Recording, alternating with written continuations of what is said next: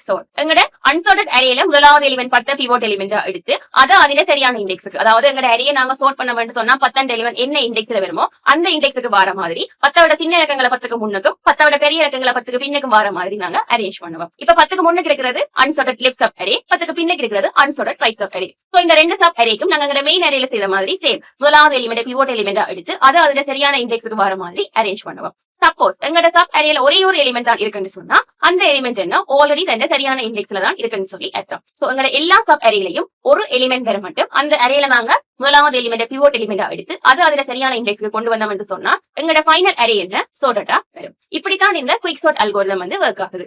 எப்படி நாங்க pivot element அதுல சரியான இண்டெக்ஸ்க்கு கொண்டு வரலாம்?